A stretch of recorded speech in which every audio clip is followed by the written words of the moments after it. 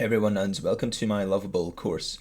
So this is part one of a 7-part series, and essentially what you'll be learning is how to build an entire application in Lovable. So not only the front end, but also the back end and also deployment. We'll also be integrating different APIs such as OpenAI and Stripe to process payments. So I'll just give you a brief overview of what we're going to cover in each part. So in part one, we're just going to be building out the front end, and I'll be teaching you different prompting methods such as using screenshots or using LLMs such as Claude or Perplexity to build out a well-structured prompt and to make sure we're not missing anything. And just before we start, I do want to mention that I've built over 25 client products using Lovable, mainly on Upwork, so I do have a bit of experience, and I've been working with Lovable since January. So I do have a few Lovable projects that I've built, and essentially what I want to do in this 7-part series is teach you everything that I've learned over the past 7 or 8 months using Lovable. And yeah, so in course one, we'll be building out our first prompt, and we'll be building out the entire front end of our app. So for this specific course, we're going to be building a PRD document generator. And for those of you who do not know what that is, it's essentially a product requirements document. And whenever you go to a client, they will have a project that they want you to complete, and that project will have different milestones or different features. And your job as a freelancer is to essentially get an accurate timeline on how long it will take you to build this project for the client. And you do that through a scope document or a PRD generator, where essentially you split up the project into small bite-sized tasks and milestones. And that is what we'll be building. Now, the very first thing I want you to do is to purchase some credits.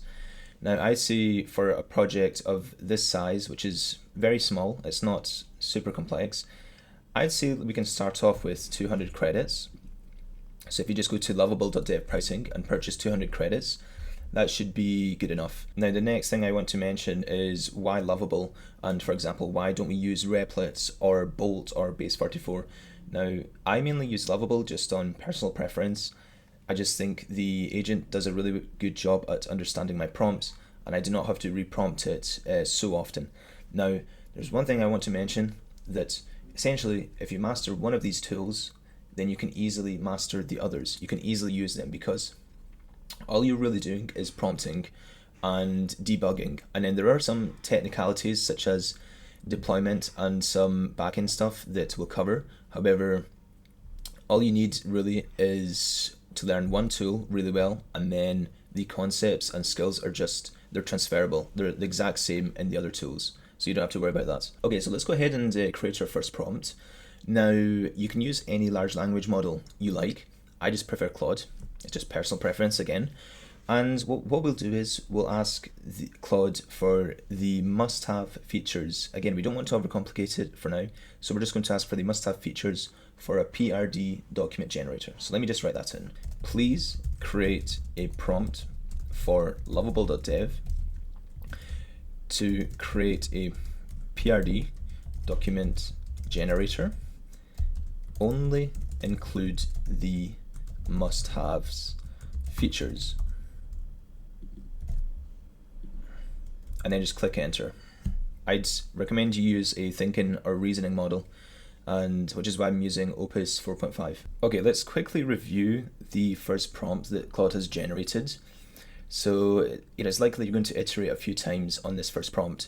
For example, because I asked it to only do the features, it's not really mentioned anything about aesthetics or how it's going to look like.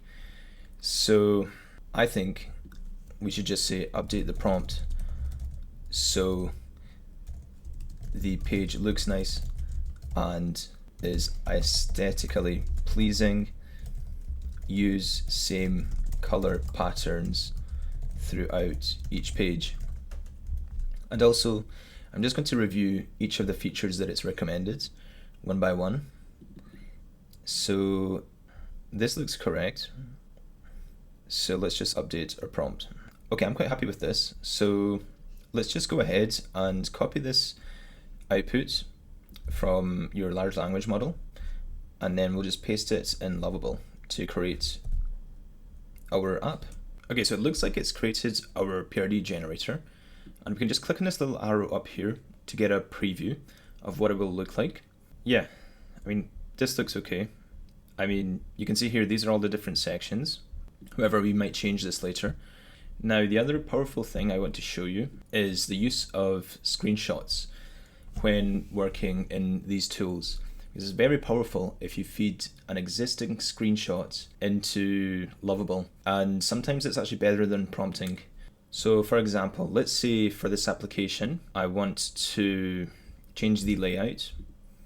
Now, if we look here, this is a screenshot of an existing application, and what we'll do is we'll just take a screenshot of this, and then what we can do is we just grab this screenshot, drop it in the chat here, and then we can just tell Lovable, I prefer the layout of the PRD generator in the attached screenshot. As you can see, all of these sections are on the left, and then the full PRD document is displayed on the right column. And by that I just mean that this is our left column where it will have the different sections, and on our right it will display the full PRD text. So we'll just click enter, and we want to change the layout of this page. Now, there is another powerful prompting method which I'm going to demonstrate right now, and that is essentially you're going to screenshot this again, and then we can just prompt Claude to extract everything it sees inside that image. So let's just go ahead and type provide a prompt to regenerate everything you see in the attached image, including text, features, color patterns, and everything that is relevant to create the same exact page in the screenshot. So as you can see, it's looked at the screenshot that we attached, and then it's provided the layout, form fields, and the header, and it's also read the questions that were included in the screenshot. And you can see here that it's also included the color patterns. You could essentially then copy this prompt and paste it into Lovable. So this is also a very powerful method that you can also use when starting an application from scratch. And also, I'd rather have a chat feature on the home page. Essentially, we can just prompt ChatGPT to generate some text to fill in these text boxes. So let's just go ahead and say create a home page that has a chat text box where we can just ask ChatGPT to create a PRD document, to create the text of a PRD document to then display the output in our PRD preview page. And you'll have a better idea of what I'm trying to achieve once you actually see this. So we don't have to really worry about aesthetics right now. We just want to get the core features down, and then we can worry about all the aesthetic stuff after. So you can see that it's prompted us to enable Lovable Cloud, and for those of you who do not know, it's essentially your backend to your application. So Lovable Cloud is where all the data will get saved and stored. It's also where we'll put our API keys, and it's also where all the storage is. So if you're using images or videos, it will all get uploaded to Lovable Cloud, and we will have to enable this. So you can enable Lovable Cloud just by clicking on this little cloud here and then clicking enable. Now, as you can see, it has enabled Lovable Cloud for our specific project. Now, just a quick brief overview. We don't have any databases up yet, so this is where all the information will be stored, such as user information and also our PRD documents that we generate for users. They will be stored in here. And users, storage, So images and videos, edge functions, which is essentially scripts you'll use to do different API calls.